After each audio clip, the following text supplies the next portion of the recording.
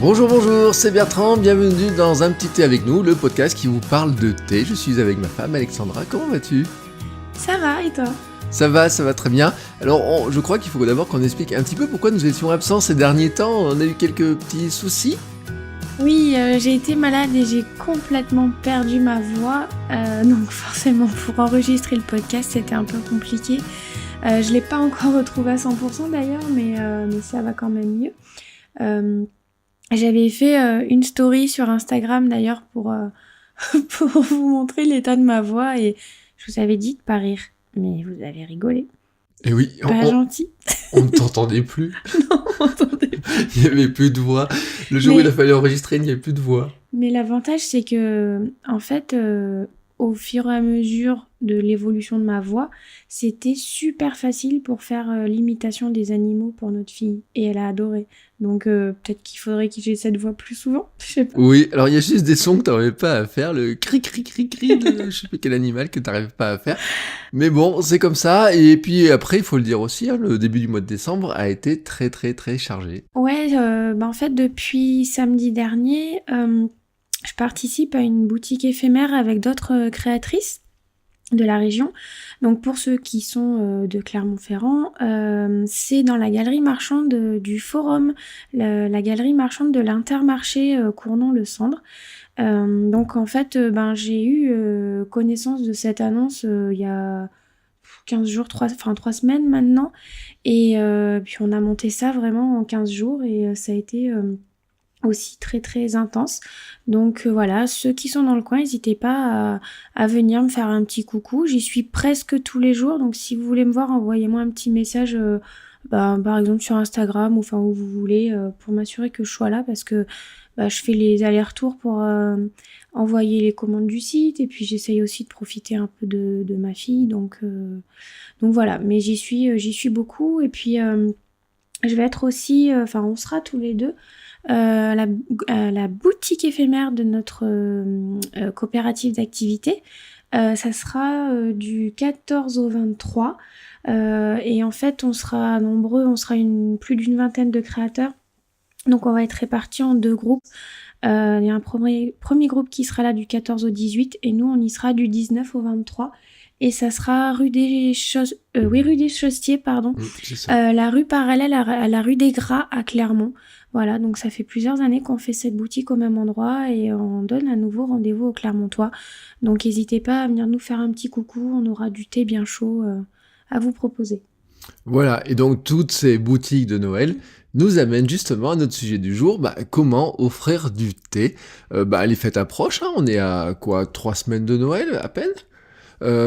Et vous posez peut-être la question de ce que vous allez déposer au pied du sapin. Alors on a décidé de vous donner quelques pistes pour savoir comment offrir du thé à vos proches. Oui, alors, pardon, je rigole, mais en fait, pour tout vous dire, on enregistre l'épisode donc jeudi soir à 21h30 et je suis complètement épuisée. Donc je manque un peu d'énergie. Donc voilà, j'espère que ça se ressentira pas trop quand vous écouterez. Donc effectivement, on voulait consacrer cet épisode à comment offrir du thé en fait pour vous donner quelques astuces, quelques suggestions. C'est vrai que le thé c'est un beau cadeau à faire à ses proches. C'est pour suggérer une pause, un moment détente et bien-être pour eux. C'est aussi l'occasion de partager une boisson entre amis ou en famille. Alors justement, on va mettre directement les pieds dans le plat, ou plutôt dans la tasse. Comment on s'y prend quand on n'y connaît rien ? Alors on a plusieurs possibilités. On peut offrir un thé en particulier si on connaît les préférences précises de la personne à qui on veut offrir.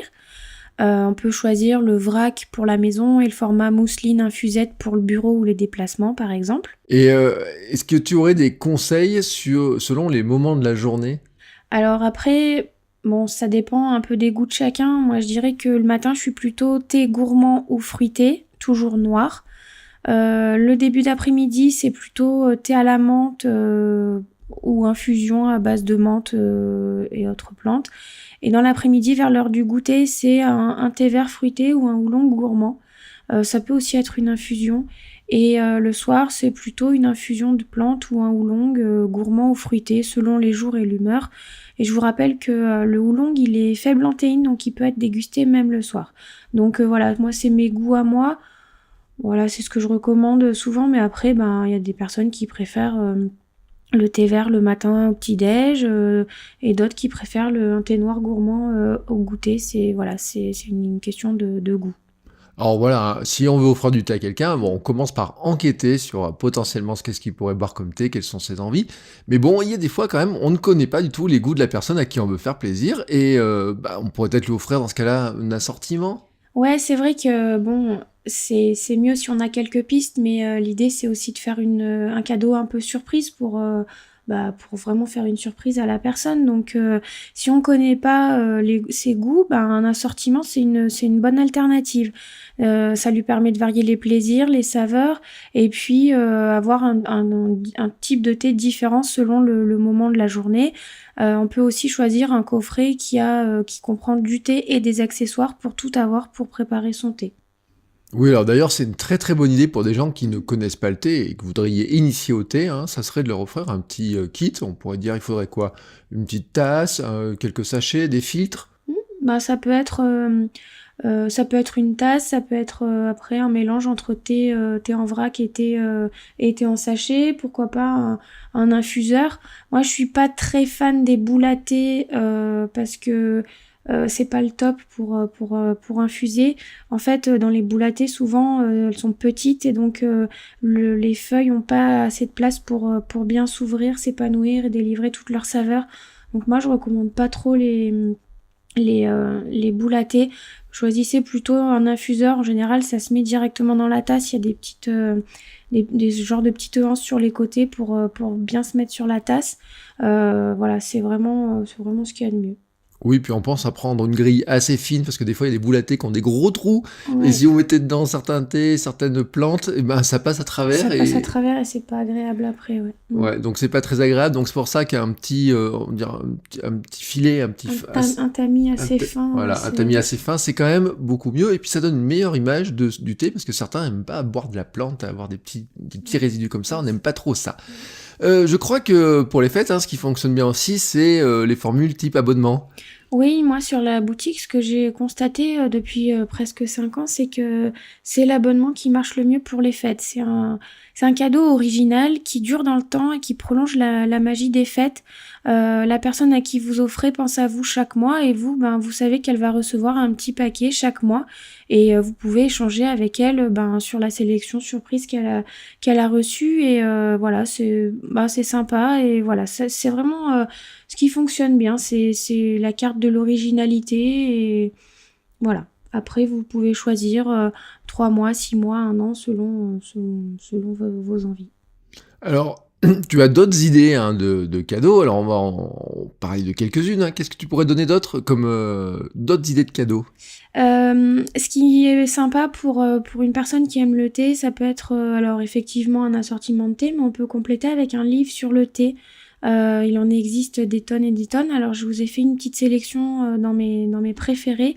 On vous mettra les titres et les références dans les notes de l'épisode sur le blog. Euh, alors il y a les livres de la maison Camellia Sinensis. C'est une maison de thé qui est au Canada. Ils sont incroyables. C'est des vraies mines d'or, super précises et vraiment, ils sont vraiment très très bien faits leurs livres. Je vous les conseille vraiment. Après, il y a le livre de la dégustation du thé du Palais d'été. C'est un genre de bible en fait qui contient beaucoup d'informations pour les amateurs de thé. Il y en a qui sont très techniques et quand on veut pousser un peu plus, pardon, c'est vraiment intéressant. On a aussi de la même maison de thé le Thé Sommelier. C'est un guide illustré qui est intéressant et qui explique le thé en 160 leçons illustrées que je trouve assez bien fait, assez ludique et pédagogique. Donc voilà, c'est intéressant aussi. Et pour les plus aguerris qui rechercheraient vraiment des informations très complètes, je vous recommande le guide des thés verts du Japon de Valérie Dougno et l'Empire du thé, le guide des thés de Chine de Catherine Rougeventre. Là, avec ça, vous aurez vraiment de quoi satisfaire un vrai fan de thé. Il y a de quoi lire. L'Empire du thé de Catherine Rougeventre, c'est un pavé qui fait, je sais plus combien de centaines de pages. Il fait 4 ou 5 centimètres d'épaisseur. Il est incroyable ce livre. C'est un travail vraiment très poussé qu'elle a fait. Catherine Rougeventre, c'est une vraie experte du thé et j'admire vraiment beaucoup son travail. Voilà, bon, ça vous fait quelques bonnes idées pour offrir, mais je pense que ça va faire aussi quelques bonnes idées pour certains d'entre vous, peut-être, qui voudraient compléter leur liste de cadeaux de Noël pour eux. Il y a peut-être des livres que vous ne connaissez pas dedans. Alors, on a aussi d'autres idées cadeaux qu'on a collectées sur chakai.fr/Noël. Et la semaine prochaine, on vous parlera de dégustation sensorielle. Oui, on en avait déjà un petit peu parlé, donc la dégustation du thé fait intervenir tous les sens. Donc je vous propose qu'on voit ça sens par sens et voir un petit peu comment ça fonctionne. Je vous en dis pas plus aujourd'hui parce que l'épisode sera un petit peu long quand même et on verra vraiment ça tout en détail. Et pour finir cette année, on vous proposera aussi sur la fin de l'année un épisode un peu spécial où on vous propose de poser vos questions pour qu'on réponde à toutes vos questions, que ce soit sur le thé, sur la boutique. On consacrera un épisode complet dans 2 semaines pour répondre à toutes vos questions. Et donc on vous propose de nous faire parvenir vos questions. Alors vous pouvez les envoyer par le formulaire de contact. On peut les envoyer aussi par les stories, par les questions sur Instagram. On va peut-être mettre un formulaire de questions. Oui, on mettra un formulaire de questions. Vous pouvez nous les envoyer en message privé, sur Facebook, sur Twitter, enfin tous les moyens que vous voulez. Et on tâchera d'y répondre du mieux possible. Voilà, donc ça sera un épisode spécial dans 2 semaines. Ça correspondra en plus, juste avant Noël. Et puis c'est en même temps l'anniversaire de la boutique, parce que la boutique, on vous le rappelle, on l'avait dit dans le premier épisode, a été lancée le 24 décembre, quelques heures avant Noël. Voilà, on vous souhaite à tous une très très bonne semaine, plein de bonnes dégustations. Qu'est-ce qu'on peut leur souhaiter d'autre ? Bon courage pour la course des cadeaux de Noël. C'est toujours une période où on court dans tous les sens, on cherche des idées pour faire plaisir à ses proches et parfois c'est un peu difficile et il y a beaucoup de choses à boucler en fin d'année aussi, donc c'est une période fatigante pour tout le monde, donc pensez à bien vous ressourcer autour d'une bonne tasse de thé et prendre du temps pour vous. Voilà, c'est sur cette petite phrase de conclusion, et nous aussi on va aller se reposer. Alexandra est totalement cuite, elle est vraiment cuite. On vous souhaite à tous une très très bonne fin de semaine, et on vous dit à très bientôt pour un nouvel épisode. Ciao ciao. Bonne fin de semaine.